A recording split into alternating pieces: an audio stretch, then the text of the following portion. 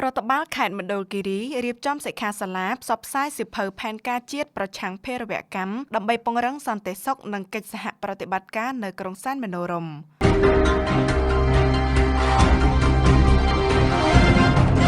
នាព្រឹកថ្ងៃទី3ខែកុម្ភៈឆ្នាំ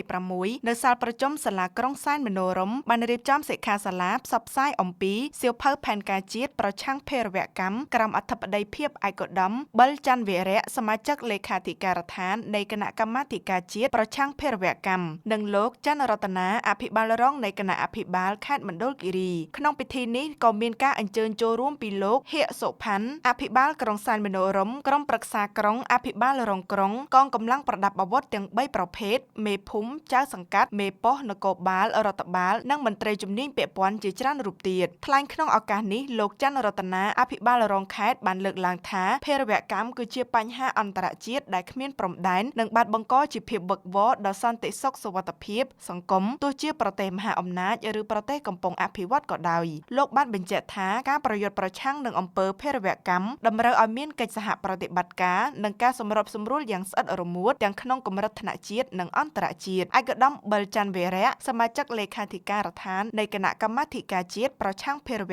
កម្មមានប្រសាសន៍ថាចាប់តាំងពីឆ្នាំ2001មកអង្គការភេរវកម្មអន្តរជាតិបានផ្លាស់ប្តូរទម្រង់និងផែនការថ្មីៗជាបន្តបន្ទាប់ដែលកម្ពុជាត្រូវតែប្រុងប្រយ័ត្នខ្ពស់លើបញ្ហាមួយចំនួនដូចជាការសម្អាតប្រាក់ Money Laundering ហិរញ្ញប្បទានភេរវកម្ម Terrorist Financing ហិរញ្ញប្បទានដល់ការរីកសាយភារអាវុធមហាប្រឡាយ Proliferation Financing ដែលកើតចេញពីក្រុមជ្រុលនិយមនានាដូចជា AI, Qaeda Jemaah Islamiyah និង ISIL ជាដើមឯកឧត្តមប៊ិលច័ន្ទវីរៈបានបញ្ជាក់ថាគោលបំណងចម្បងនៃសិក្ខាសាលានេះគឺការបញ្ជ្រាបការយល់ដឹងអំពីខ្លឹមសារនៃផែនការជាតិដែលផ្ដោតសំខាន់លើសសរស្តម្ភយុទ្ធសាស្ត្រទាំង4រួមមានការបង្ការការត្រៀមលក្ខណៈការឆ្លើយតបនិងការស្ដារឡើងវិញ